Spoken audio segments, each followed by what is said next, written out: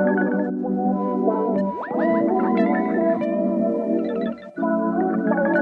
teman-teman, selamat datang di podcast Kains Corner. Di sini saya Marco Dan saya Raymond. Hari ini kita akan membahas topik yang sangat penting, yaitu sistem reproduksi manusia. Ini sangat penting buat teman-teman yang masih belajar agar kita dapat mengetahui bagaimana tubuh kita bekerja, terutama pada sistem reproduksi. Nah, untuk membahas ini lebih dalam, kita sudah mengundang dua narasumber yang ahli, yaitu Nafis dan Wilfred. Halo Nafis dan Wilfred, terima kasih sudah bergabung. Halo Raymond dan Marco, terima kasih juga sudah mengundang kami di acara podcast ini. Halo semuanya, semoga pembahasan kita kali ini dapat membantu teman-teman lebih paham ya. Baiklah, kita akan mulai dari yang paling dasar dulu ya. Bang Wilfred, bisa nih, Bang Nafis bisa nggak jelaskan apa itu sistem reproduksi manusia? Tentu Marco, sistem reproduksi adalah kumpulan organ yang berfungsi untuk menghasilkan keturunan. Jadi ini bagian tubuh yang memungkinkan manusia untuk mempunyai anak. Jadi berbeda ya, sistem reproduksi laki-laki dan perempuan. Betul banget Raymond, sistem reproduksi laki-laki dan perempuan berbeda fungsinya dan organnya, tetapi sama-sama untuk melakukan pembuahan. Kalau begitu Bang Wilfred, bisa nggak jelaskan apa itu sistem reproduksi laki-laki? Nah, sistem reproduksi laki-laki itu terdiri dari testis, vas deferens, epididymis, kelenjar prostat, dan penis. Yang dimana testis itu adalah tempat pembuatan sel sperma, yang dimana itu adalah sel reproduksi pria. Sperma yang dihasilkan akan disimpan dulu di epididymis.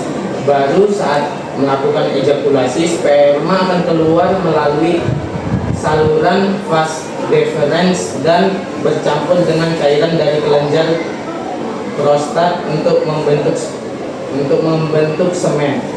Jadi semen itu bukan cuma sperma ya? Ya, semen itu adalah campuran sperma dan cairan lain yang membantu sperma untuk tetap hidup dan bergerak. Kalau sistem reproduksi perempuan bagaimana Nafis? Organ reproduksi perempuan terdiri dari ovarium, tuba fallopi, rahim, dan vagina.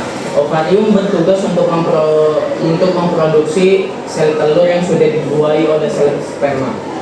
Nah, sel telur ini akan bergerak dari ovarium ke tuba fallopi. Tempat terjadinya biasanya pembuahan kan? Betul sekali Raymond. Jika sperma berhasil bertemu sel telur di tuba fallopi, pembuahan terjadi dan sel telur yang sudah dibuahi akan bergerak ke rahim untuk menempel dan berkembang menjadi janin. Nah, kalau tidak mengalami pembuahan, sel telur dan lapisan rahim akan meluruh dan menjadi darah menstruasi. Oh, jadi menstruasi itu adalah proses alami pada tubuh perempuan ya ketika tidak ada pembuahan. Iya, benar sekali. Tapi saya Wilfred, gimana sih cara menjaga kesehatan reproduksi manusia? Nah, yang pertama itu kita bisa memakai pakaian dalam yang bersih, lalu menggunakan produk yang tidak membuat reproduksi kita gatal dan tetap menjaga reproduksi kita agar bersih. Selain itu, pola hidup juga sangat penting dalam penjagaan reproduksi. Makan makanan bergizi, olahraga teratur, dan hindari merokok atau konsumsi minuman alkohol. Yang lupa juga edukasi soal kesehatan reproduksi agar kita mengetahui mana yang normal dan kapan harus konsultasi kepada dokter. Wah, banyak banget yang kita pelajari hari ini ya. Iya, memang. Semoga teman-teman dapat menjadi lebih paham tentang sistem reproduksi manusia dan dapat menjaga kesehatan dengan lebih baik. Terima kasih juga sudah mendengarkan. Semoga bermanfaat untuk kita semua. Sampai ketemu di episode berikutnya. Baiklah, kita akan mengundang dua tamu kita lagi yang sangat membantu pada podcast ini, yaitu kepada Sylvia sebagai seorang siswa yang begitu berteladan dalam bidang kesehatan. Kami persilakan kepada Sylvia dan asistennya. Baik, terima kasih pada Marco telah mengundang kami pada podcast ini. Perkenalkan saya Sylvia sebagai salah satu anak medis dan juga Terima kasih karena telah mau bergabung di podcast ini dan terima kasih telah memperkenalkan dirinya. Baiklah, kita akan memulai podcast kita. Jadi saya akan mulai pertanyaan pertama. Yang pertama, apakah laki-laki dan perempuan itu dapat terkena penyakit pada sistem reproduksi? Ya, benar. Itu memang fakta bahwa laki-laki dan perempuan dapat terkena penyakit pada sistem reproduksi mereka. Kalau begitu, apa saja contoh penyakit-penyakit yang dapat dialami laki-laki dan perempuan? Pada laki-laki ada beberapa gejala atau infeksi menular seksual. Pada contohnya seperti gonorea, sifilis, HIV, dan herpes. Jadi apa sih penyebab terjadinya penyakit tersebut? Penyebab penyakit tersebut bisa dikarenakan seksual yang bebas dan juga kebersihan pada sistem reproduksi tidak diperhatikan. Oh, terima kasih atas jawabannya. Kepada sistemnya supaya ada reproduksi juga.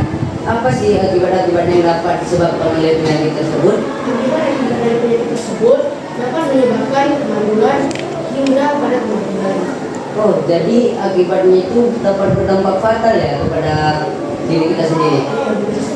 Terima kasih atas tanggapannya. Kepada Sylvia sebagai anak medis dan asistennya yang dapat membantu. Terima kasih karena telah bergabung kepada podcast ini dan dapat membantu kita mengetahui lebih banyak lagi tentang pelajaran pada sistem reproduksi pada manusia. Baik, terima kasih juga kepada Marco dan Raymond. Kami juga meminta untuk pada audiens dan juga pendengar untuk menjaga kesehatan diri. Sekian dari kami, terima kasih. Terima kasih. Yaitu tempat penyimpanan sperma sementara. Saat pintu depan kalian terbuka, maka telah dimulai perlombaan untuk menentukan siapa sperma terkuat yang dapat membuahi sel telur yang berada di rahim wanita. Dalam hitungan ketiga, pintu akan terbuka.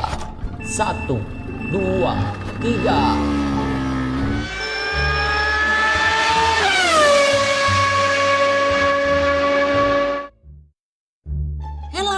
Sekarang kalian sudah ada di vesikula seminalis. Sebelum kalian lanjut, aku sebagai vesikula seminalis bakal ngelapisin kalian dengan cairan yang bakal ngebantu perjalanan kalian menuju rahim.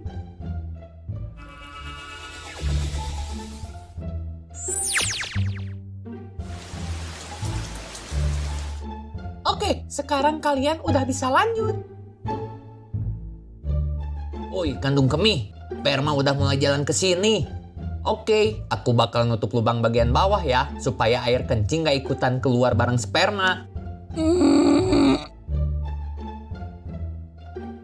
Halo, what's up bro? Sekarang kalian udah sampai kelenjar prostat. Sebelum kalian lanjut, sama kayak vesikula seminalis, aku sebagai kelenjar prostat mau kasih sesuatu buat kalian, supaya perjalanan kalian lancar.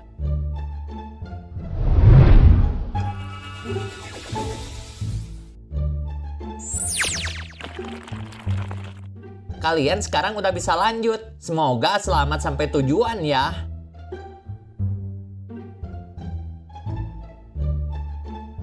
Pasukan basa, pasukan lendir. Sebentar lagi sperma mau lewat. Bersihin saluran uretra supaya gak ada sisa-sisa air kencing. Kenapa harus dibersihin, bos? Supaya sifat asam pada air kencing tidak merusak sperma. Paham? Siap, bos.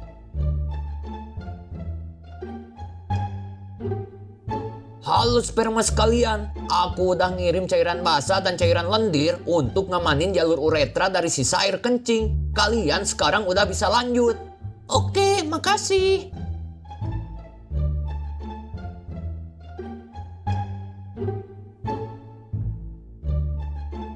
Ada cahaya. Mungkin itu jalan keluarnya. Saatnya sudah ajak tadi. Terima kasih dan jumpa lagi.